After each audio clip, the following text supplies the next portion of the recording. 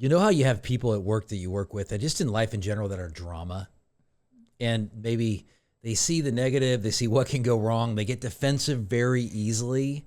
I mean, the negative interpretation about different situations, so you get afraid to bring things up with them. I mean, you just sense the fact that it could go wrong, and that's not fun. I mean, they're hard to communicate with, and you got to be scripted or prepared, well, it doesn't have to be that way. And so today we're going to talk about how you deal with strategies to deal with difficult people, and it's going to give you some more empathy for people and why they carry themselves that way.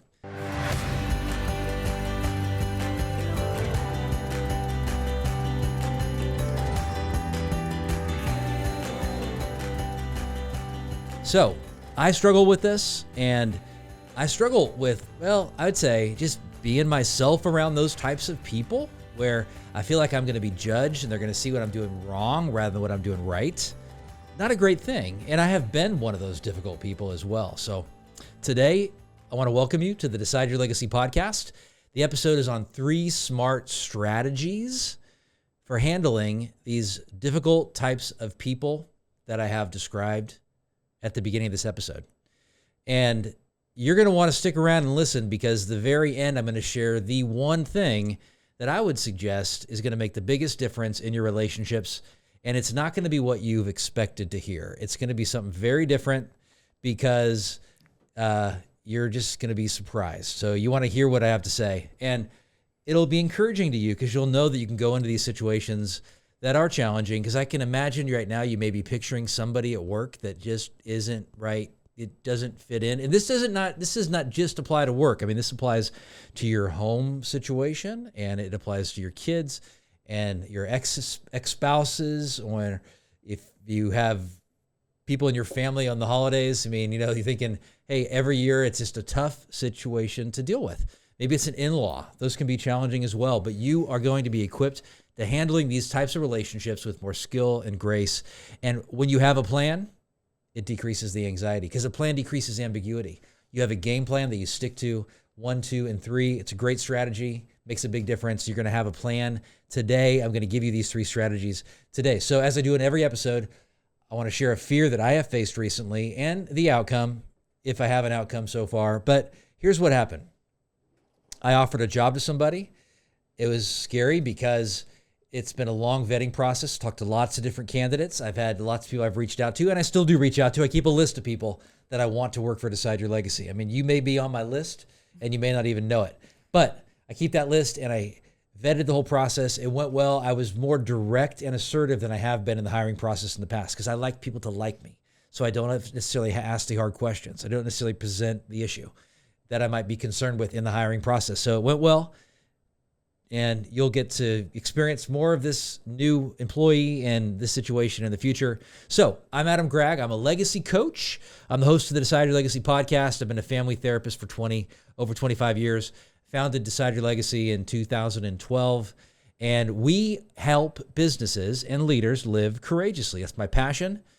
And it's all about facing fear. And by the way, everybody is a leader. You just may not know it yet. If you're a father, if you're a wife, if you're a husband, if you live in a neighborhood, if you go to church, if you don't go to church, I don't care what it is. You may not have direct management, leadership, executive position, but you are in a position where people are watching your life and you have influence. Take that seriously. It's inspiring when you actually do. So that's my struggle. And I do have a guest today. Her name is Kelsey Torkelson. And Kelsey is a leader, and she's on the team at Decide Your Legacy. And she's going to ask me some questions about this topic, these strategies for handling difficult people. And I know that you have difficult people in your life. Even if you don't think of them right now, I guarantee you will by the end of this episode.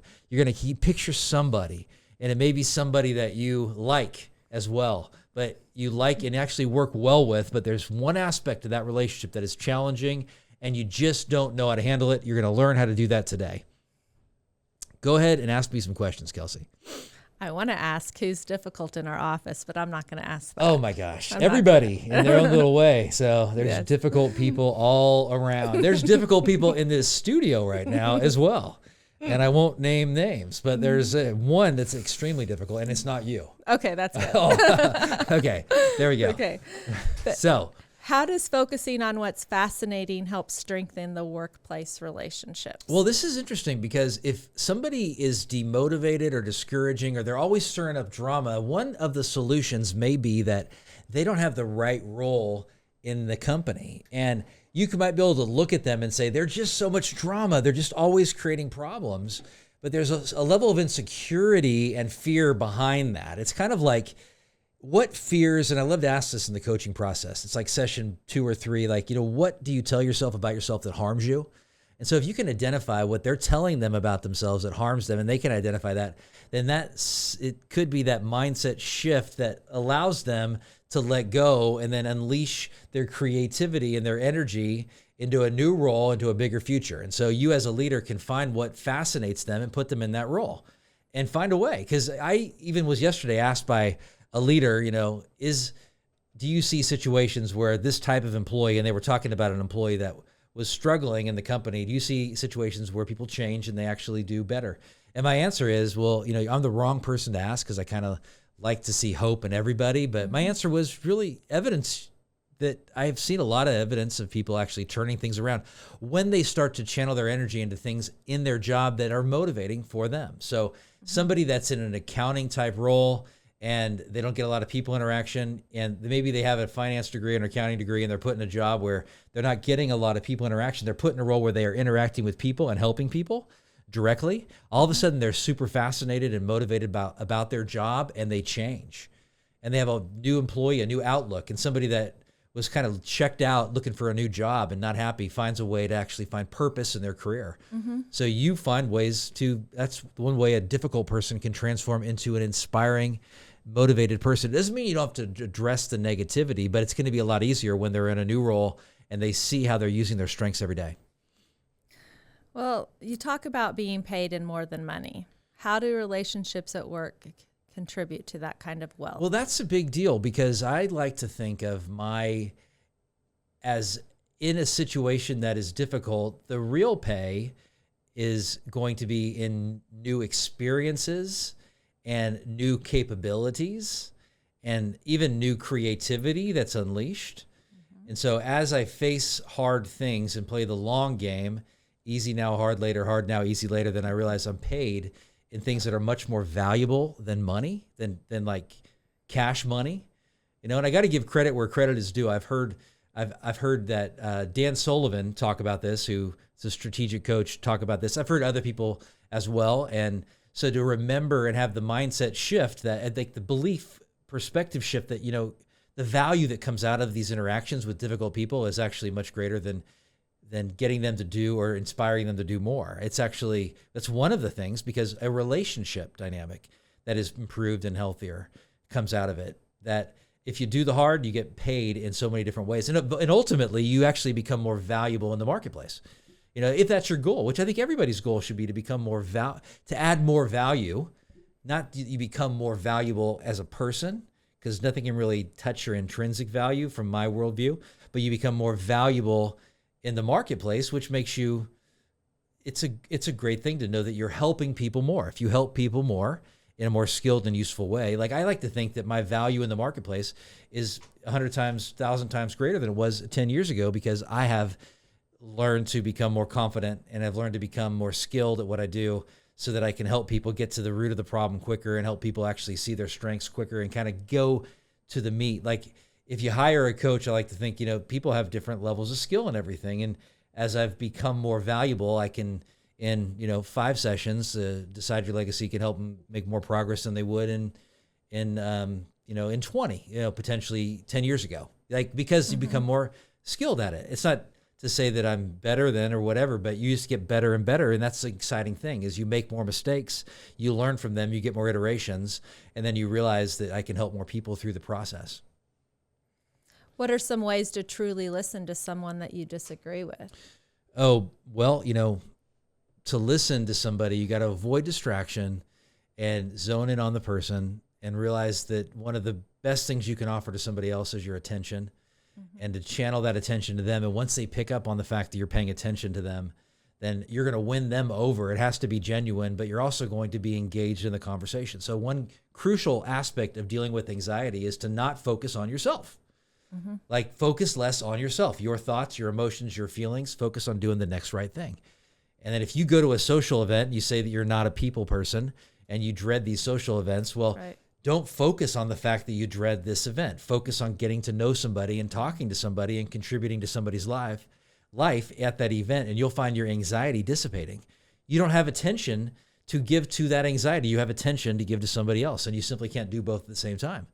It's super powerful. And then you become energized and fun. And so you focus as well as you listen on helping somebody else understand what they're most motivated and fascinated by. You're helping somebody grasp their strengths by your connection with them, and they'll pick up on that. It just comes out. And there's even a moment in a conversation that you're having with somebody where they see that you recognize their potential. And when you recognize that somebody sees your potential, that's going to energize you, and they've won you over from that moment forward, because you don't have a lot of people in your life like that, that just see that and grasp it, and they see that so clearly. And that's what we do as a coach. That's what we do as a friend. That's what we do as somebody that gives back, is we try to understand and zone in. And that becomes exciting to make you a better listener. And something as a boss, an employee, if you want to do this stuff with difficult people, well, just start tuning into what you see light them up, because you have people that are difficult who actually have great success in parts of their job and they don't in other parts of their job. And they might be a drama, fearful, anxious person, yet you see and recognize that maybe it was in the past, or maybe you've recognized this at like a Christmas party or another employee event, that they are incredibly fascinated and inspired by this one aspect of their job or this one aspect of their life. And how can we bring that into the workplace so they can engage that more? You create those kinds of situations, and you'll find that they don't have time to do the drama at that point, because they're giving back in a way that's inspiring to them. And all of a sudden, this drama-filled person is contributing.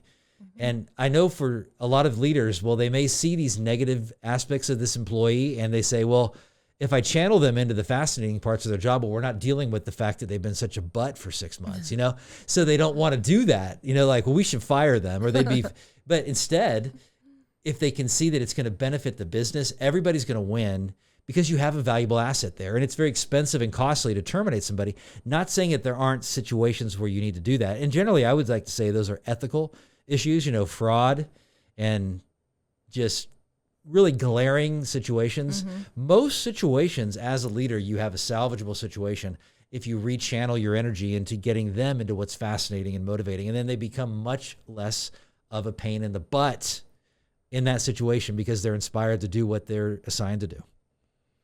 Can you share a story where using wisdom helped turn a strained work relationship into a productive one? I can, yeah. I mean, there's a lot of different ones that I can think of, but one specific story is that when I own my part in the relationship, like if I look at situations and I say, well, they're mostly the problem. It's really easy to do, is say, well, they're mostly the problem, and you would behave the way I behaved had you been dealing with the same person in the same situation. They don't dress right. They don't they're not following through on getting things done. They're not engaging in conversations the way that I'd like them to. Anything. I mean, I can get this negativity bias about a person. And then if I can channel that, because that keeps me safe and keeps me protected from engaging them more at a higher level, because all I'm doing is seeing what's confirming what I already believe. But if I can look and say, okay, in this situation, I can own the fact that I messed up. I was overreactive, or I was self-centered, or I didn't have the hard conversation, or I didn't paint the picture of the reality in the situation. And if I can just own one little piece and start the conversation that way with them, their level of defensiveness decreases. They're much more apt to own their responsibility in the interaction. They're much more apt to want to change in the interaction and in the relationship in general. And so I can see and think of countless experiences working with leaders when they just decided to take ownership, even though the other person's not taking any ownership, and they're 95% of the problem. They're taking ownership of their one small piece, and they're going first, which leaders do go first. They are leading, and that's really by definition. They're willing to go where other people are not willing to go, and that ownership makes a humongous difference in that kind of interaction. And the chance of the employee changing just goes up exponentially. And I've seen relationships that have been strained for 10 years healed. I've seen situations with siblings and parents and step-parents and employees, and just people can work together for 10 years and not like each other because they're in different departments, they're not direct reports, but then they actually own one aspect and it changes everything. Take ownership. As a leader, how can you model wisdom in relationships for your team? Wisdom in relationships. So like as a leader, you mean like how can you be a wiser leader in your relationships with your team? Well, I mean, that's one thing I just shared is it's really wise to be able to step back and look at yourself and how you're contributing to the problem. And I'm not saying that you change who you are. Be who you are. I mean, like, don't change your essence, but being willing to step back and say, yeah, I can own that, because I think as a leader, a lot of times I let my own anxiety trickle in, and then I'll share my own anxiety about revenue or about new business or about a client or whatever. And then I'll actually expose the team to stuff that I got to be dealing with inside myself internally, and then maybe with a friend outside the business. Because for me, as a leader, I have to be the most excited and motivated and optimistic person on the team. And I do believe I am, but I also believe that I can be both and sometimes I can have this fear. And so to be wise enough to look at myself and step back from myself, and wise enough to admit when, like I have at times, say, hey, I brought my own anxiety to the workplace, and I don't want you to see that. I am excited, and that's my own junk I got to work on, and being able to admit that. And then saying to myself, I think it's super wise to be able to say, hey, for the sake of the business, we make this change with this employee to get them into what is fascinating for them and what is in their skill set and their strengths. So just last week I had a meeting, or was it 2 weeks ago, I had a meeting with a leader in a business and an owner in a business. And basically the conversation was, where can we put you in this company? Because you're an owner and because you're somebody who has a future here, and he wants to work in the business where you are really going to be fascinated and motivated. And they've had a really hard time finding the right position. And then there was one thing which involved travel, which involved a lot of interaction. And this person's highly analytical, and they didn't think he would like that role, but it shocked everybody as they went through the roles that would be the one thing. And it was actually a position where they're interacting with a lot of owners in other businesses, and they're managing and they're leading and they're building relationships. And it was pretty stinking fascinating. And it would involve probably a lot of travel nationally as well. But I could just see the lights go on, man. And I could see everybody else in the room see the same lights go on. But that does not mean that once that individual starts that job, they're going to be super excited about it. They have to go back and remember how they felt when they started, and remember that they're going to get there because it lit something up. And you can do that as a leader. That's a wise thing to do, to find that and tap into it with your team. So, I mean, and that really points to the one strategy. So the first strategy being get to what's fascinating for them. And then the second strategy is you have to own your own stuff in yourself and be willing to do that. Your own issues, your own failures, and see them as opportunities. Opportunities to grow, opportunities to teach other people, opportunities to learn, but you will not do it unless you do make some decisions. One of the worst decisions you can make is not making a decision. But making a decision means you're going to fail some. By failing, I mean missing the mark. We're all going to fail, and then you can teach and learn and grow from that. And not just, because when you make big mistakes in life, you can do two things. You can start beating yourself up and say, I'm never going to do that again. But there's probably aspects of that decision that are really learning opportunities that are going to teach you that you want to learn from, and then you're going to want to do that again. You're just going to do it differently. Do it in a different way. So that's the ownership piece, which will inspire your team. Can you share a time when being your authentic self led to deeper relationships or better results at work?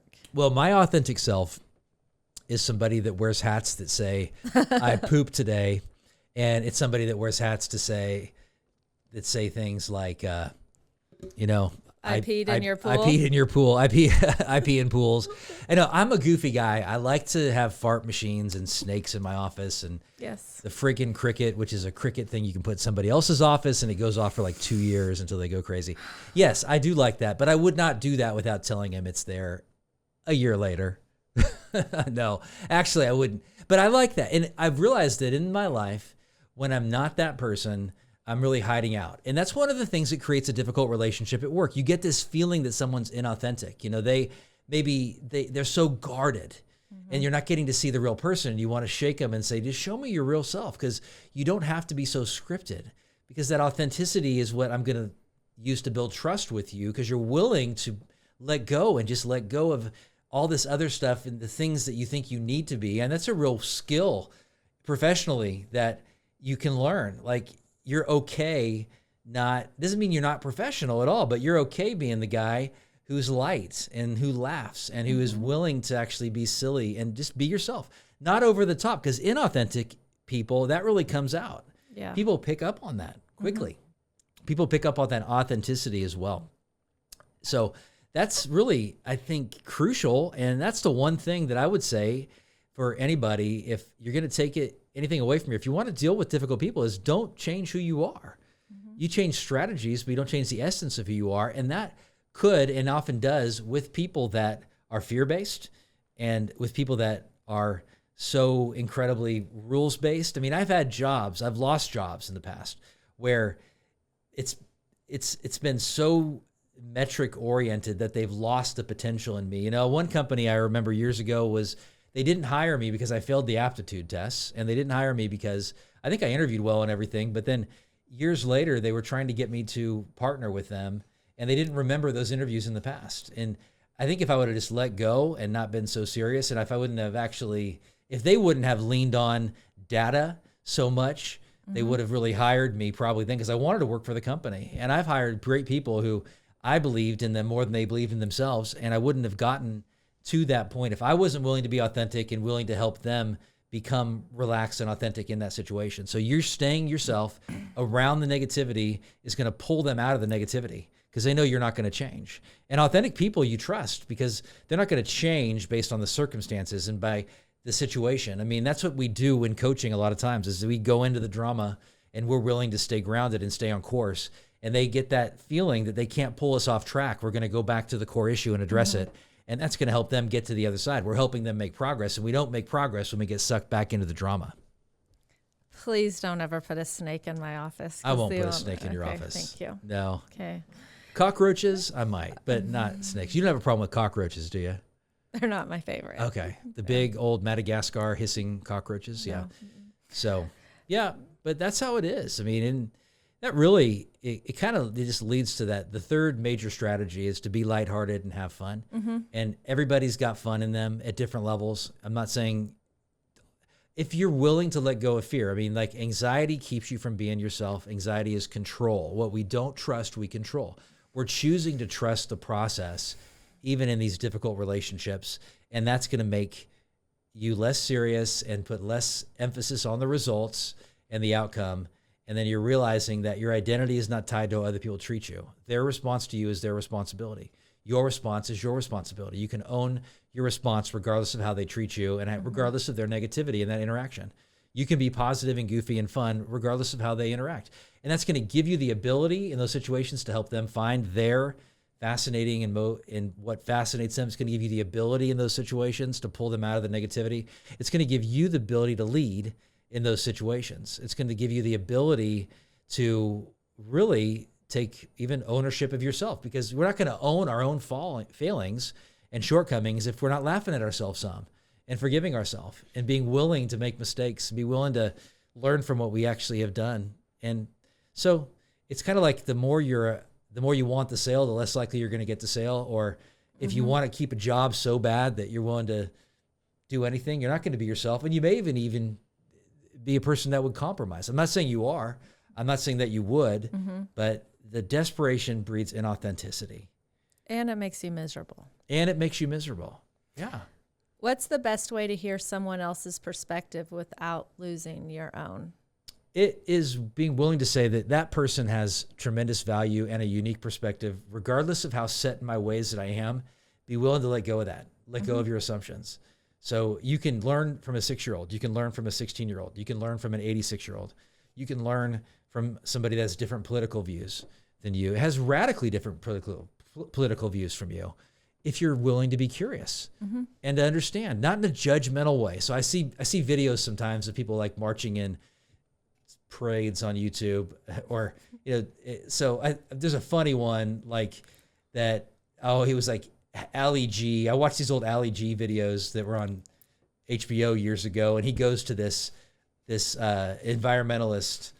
It's like save the trees kind of thing, and he's going there, and it's humor, it's satire. He's talking about how much he wants to, he's talking in a way that he's not supporting the environment, but it's an example of you go somewhere and you're in an environment and you're willing to see them as value and not to be offensive to them, but to be curious about them. And I'm not saying I would go march in parades that just to be irritating or whatever, but it's the fact is you can learn from other people. And that's a really exciting part of life. Like one way you stay young is you have people at different points of view and you're willing to stay true to your point of view, but gather information that might help you learn more about your point of view. Because maybe there are some things where you have some dark spots and you're not really thinking it through. But it doesn't mean you go ahead and succumb to their point of view. I find that the more security you have within yourself, the more willing you are to be around other people who differ than you. And the more security you have in yourself, which that's part of coaching process, is you find a secure identity, the more you're willing to actually be around other people who challenge your point of view and not compromise and not be shaken by that. Right. Pretty attractive quality, because they're going to still see how much you value them in the interaction. Right. Yeah, and it's really powerful. Yeah. So that's it. I mean, you got 3 things right there, and I want to go ahead and summarize. So 3 strategies that you can engage. One is to help people channel and identify and find what's fascinating to them and help them make that a part of their job. It's going to make them less difficult in the workplace. Another one is to take ownership, and they're going to sense that in you when you're willing to own your stuff in the process. And the third is to be lighthearted, to have fun, and let that come out of you. And everybody has it. It's kind of like everybody's a leader. Yeah, everybody has a sense of humor. You just have not tapped into it because of your own stuff. So work on that so your real personality shines through. That's there inside of you, and it's going to make a difference. People are going to lighten up. You can practice lightening up just around your friends and family. Practice it. You probably shock them because you're the one now who's willing to play games, and you're the one now willing to cook and laugh in the kitchen, and you're the one now willing to crack jokes and do funny stuff and watch the sitcoms and watch the movies over the holidays. But do it. Try something new. It's going to make a big difference in your life. So if you found this content helpful, you're going to want to check out Shatterproof Yourself Light. You can get the free version. You can download the app and get the free version. Check it out. It's 7 small steps to a giant leap in your business, in your life, in your vision, in your goals, a giant leap in your life. It's a 25 minute video and a worksheet. You fill that out, go through the content. It's going to make a big difference, but you got to do it and take action. And I can guarantee you, if you go through that worksheet and you take action to apply those steps, and it's going to challenge you on the worksheet to take specific actions as well, it's going to make a difference in your life today. And if it doesn't, call me and chew me out. All right. But if it does, give us a rating and review on Apple or Spotify, like this podcast, and give us comment in the show notes, comment on the episode on YouTube as well. So there's no positive change until you decide to change. 80% of change is insight. It's action. 80% of change is action. It's not insight. Insight is what you're getting today from listening to this episode. The action is going out and downloading Shatterproof and filling out the worksheet and actually taking action based on it. So from this content, that's the challenge I have for you, is to apply something you learned from today and apply it to your life when it comes to leading with difficult people in the workplace and in your family and in your home as well. Right there. And in your neighborhood, if you have a crazy neighbor, which everyone needs to have a crazy neighbor at some point in your life. It's going to help you grow. I know, Kelsey, you've had shouldn't say that out here. I know, Kelsey, you had a difficult neighbor. They may be listening right here, but you've probably been the difficult neighbor too. You've probably been the difficult neighbor. Never me. Never you. Yes, I have been the difficult neighbor as well. I've been the difficult employee as well. It's a both and as well. So there's no positive change until you decide to change. Decide today. Your legacy depends on it. Your legacy is the impact your life has on other people. To decide means you are eliminating other options. You're filtering things through, getting out the good stuff, and you're making that a part of your life. You're committing today. So I want to close today the way I always do. Live the life today that you want to be remembered for 10 years after you're gone. You decide your legacy, nobody else. I appreciate you greatly, and I'll see you next time.